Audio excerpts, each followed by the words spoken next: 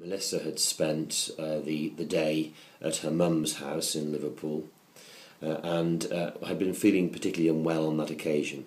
She went to the shop late in the evening to pick up one or two items. She had not been drinking, as her mother had confirmed, and when she went to the shop she was brutally assaulted by an adult female.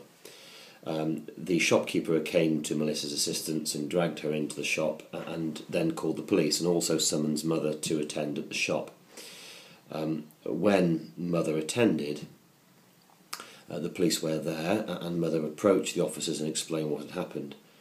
The next thing that Mother realised was that the daughter had been arrested by the police, spread-eagled over a police van because the child had been shouting. That was a symptom of her condition.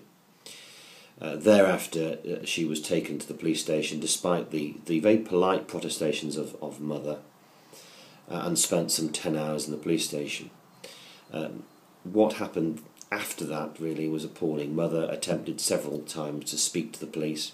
She spoke to a custody sergeant and asked the question, how do I prove my daughter's innocence? And the officer's response was purportedly, tough, you can't. And so this young girl had her DNA taken. She was kept in a police station for 10 hours, but the following day a doctor saw her and realised there was a problem and summoned Mother to the police station.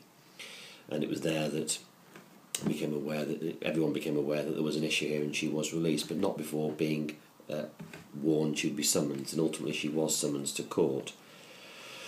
Thankfully the matter was dropped after the defence, i.e. myself and my colleagues, obtained various reports to show that she was autistic, that she was particularly autistic and particularly unwell at that time, and therefore the Crown took a view that it was not in the public interest to proceed, and the matter was dropped.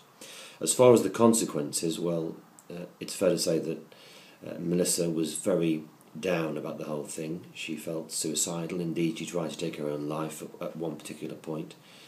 And thankfully it seems to be now that she's through the worst of it, but it was an awful time. As far as training is concerned, I think it's vital that the police receive training. What was clearly the case, that officers here, pretty inexperienced I think, had absolutely no idea how to deal with a young girl. Their only option was to arrest her. That's an appalling situation, and they need to be properly taught.